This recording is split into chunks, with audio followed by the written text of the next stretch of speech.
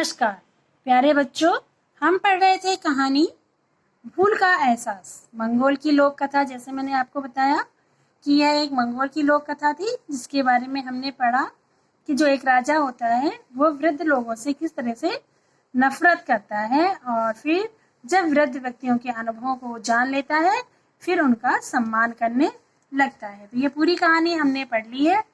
बच्चों, आज हम पढ़ेंगे पाठ से संबंधित प्रश्न उत्तर।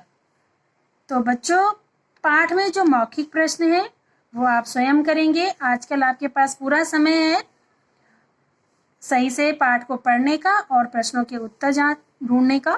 तो जब आप स्वयं से प्रश्नों के उत्तर ढूंढेंगे तो अच्छी प्रकार से आप पाठ को समझ पाएंगे। रिक्त स्थान आप स्वयं करेंगे और मौखिक प्रश्न भी आप स्वयं करेंगे, और उसके बाद जो पाठांश आपको दे रखा है उसमें से आपको प्रश्नोत्तर छांटने हैं, तो वो भी आप स्वयं कर सकते हैं।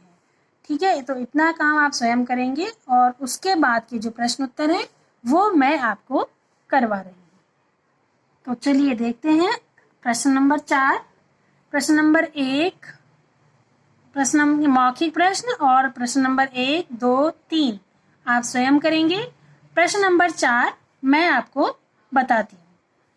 प्रश्न नंबर 4 का क प्रश्न है कि राजा बूढ़ा क्यों नहीं होना चाहता था। क्या कारण था कि राजा बूढ़ा नहीं होना चाहता था? तो राजा बूढ़ा इसलिए नहीं होना चाहता था क्योंकि उससे लगता था कि बूढ़ा होने पर कोई उससे डरेगा नहीं और प्रजा उसकी आज्ञा का पालन नहीं करेगी, इसलिए वह बूढ़ा नहीं होना चाहता था। ख है, राजा ने क्या ऐलान किया?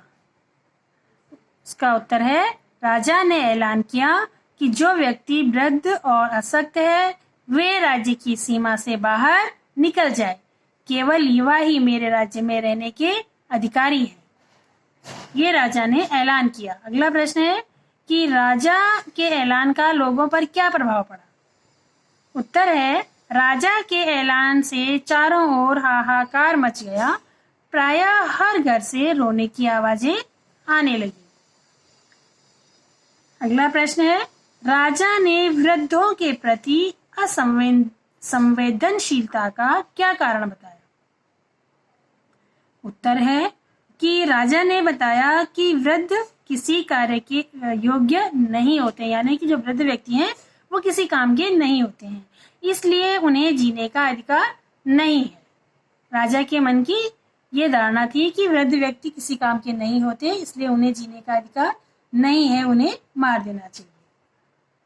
अब देखते हैं प्रश्न नंबर 5। प्रश्न नंबर 5 का क।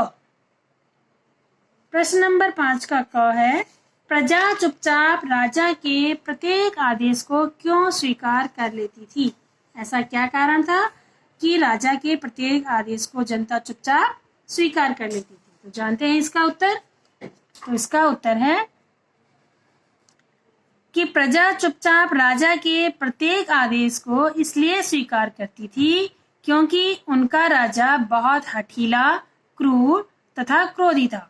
वह प्रजा पर बहुत अत्याचार करता था। प्रत्येक व्यक्ति उसके अत्याचारों से दुखी था। यही कारण था कि प्रजा चुपचाप उसके अत्याचार सहती रहती थी। अगला प्रश्न देखते हैं, किस घटना के कारण राजा को वृद्ध व्यक्तियों से चिढ़ होने लगी थी? वह कौन सी घटना थी? तो एक दिन राजा सैर पर जा रहा था। अचानक राजा का धक्का एक वृद्ध व्यक्ति को लगा। वह गिर गया। उसने राजा से कहा, मैं शक्तिहीन हूँ, इसलिए तुम अपना बल प्रदर्शन कर रहे हो। यह क्यों भूलते हो कि तुम भी कभी मेरी तरह बूढ़े हो जाओगे? इस घटना के बाद से राजा को वृद्ध व्यक्तियों से चिढ़ हो गई। प्रश्न नंबर ग है कि मंत्री ने राजा को क्या समझाया? इसका उत्तर है, मंत्री ने राजा को समझाया कि वृद्धावस्था कोई अभिशाप नहीं है बल्कि वरदान है। वृद्ध लोगों के पास ज्ञान का भंडार और जीवन के संचित अनुभव होते हैं। हमें उनके अनुभवों से लाभ उठाना चाहिए, न कि उनका तिरस्कार करना चाहिए। अगला प्रश्न है राजा ने क्या नई घोषणा की और क्यों? इसका उत्तर है राजा ने घोषणा की कि राज सरोवर में एक सुनहरा घड़ा है। जो व्यक्ति उस घड़े को निकाल लाएगा वह अपने वृद्ध पिता को अपने साथ रखने का अधिकारी होगा। इसके साथ ही वह सोने का घड़ा भी इनाम में दिया जाएगा। परंतु यदि वह अपने प्रयास में असफल रहा तो उसे मृत्यु के घाट उतार दिया जाएगा।